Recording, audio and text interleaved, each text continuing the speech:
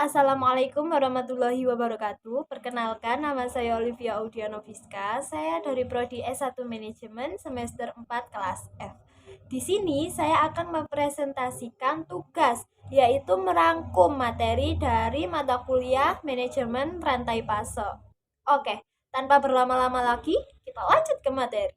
Yang pertama yaitu supply chain. Supply chain sendiri merupakan jaringan perusahaan-perusahaan yang secara bersama-sama bekerja untuk memproduksi dan menghantarkan suatu produk ke tangan pemakai akhir. Perusahaan-perusahaan tersebut termasuk supplier, pabrik, distributor, toko atau retail, serta perusahaan pendukung seperti jasa logistik.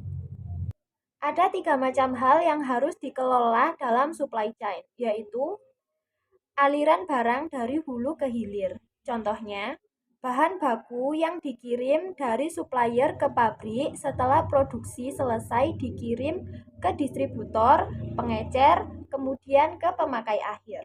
Terdapat 5 kegiatan utama yang masuk klasifikasi SCM. Yang pertama, kegiatan merancang produk baru. Yang kedua, kegiatan mendapatkan bahan baku. Yang ketiga, kegiatan merencanakan produksi dan persediaan. Yang keempat, kegiatan melakukan produksi. Dan yang terakhir, kegiatan melakukan pengiriman atau distributor. Ada 2 tantangan dalam mengelola supply chain. Yang pertama, yaitu kompleksitas struktur supply chain, yaitu adanya kompleksitas yang melibatkan internal perusahaan maupun eksternal perusahaan. Yang kedua, ketidakpastian yang menimbulkan ketidakpercayaan diri terhadap perencanaan yang dibuat. Sebagai akibatnya, perusahaan sering menciptakan pengaman di sepanjang supply chain. Oke, sekarang kita masuk ke materi MRP dan keunggulan kompetitif. Hakikat rantai pasokan yaitu jaringan organisasi bisnis yang menyangkut hubungan ke hulu atau upstream dan ke hilir atau downstream dalam proses dan kegiatan yang berbeda yang menghasilkan nilai yang berwujud dalam bentuk barang dan jasa di tangan pelanggan terakhir. Ada 3 hal yang dikelola. Yang pertama, material flow, yang kedua, financial flow, dan yang terakhir, informational flow. IR terjadi dalam 4 tahap. Tahap pertama yaitu tahap kesendirian dan saling tidak tergantung satu dengan yang lain. Antar fungsi dalam satu perusahaan menjalankan fungsi masing-masing.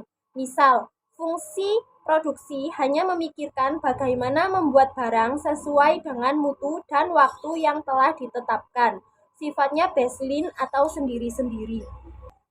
Tahap kedua yaitu kesadaran pentingnya integrasi perencanaan walaupun baru pada bidang yang terbatas, yaitu antara fungsi internal yang paling dekat.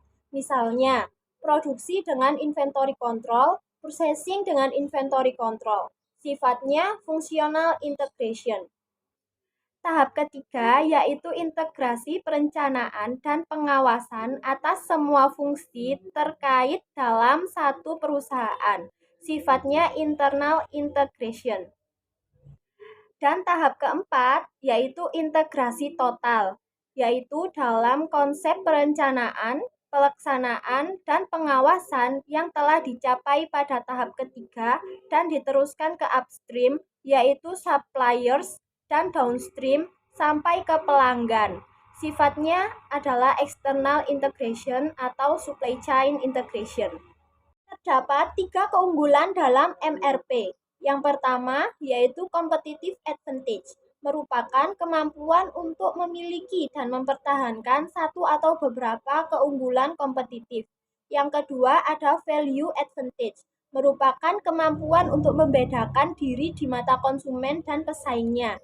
Dan yang terakhir ada productivity or cost advantage, merupakan bekerja dengan biaya rendah atau mendapatkan laba yang lebih tinggi. Terdapat 2 filosofi MRP. Yang pertama, mengelola supply of goods sejak dari sumber bahan mentah sampai customer sebagai suatu kesatuan yang integratif dan bukan mengelola supply of goods sebagai suatu seri dari kegiatan yang terpisah-pisah.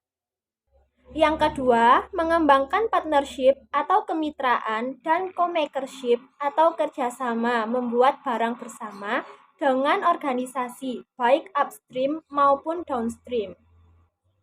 Oke, sekian presentasi dari saya. Mohon maaf apabila banyak kekeliruan dan terima kasih telah memperhatikan.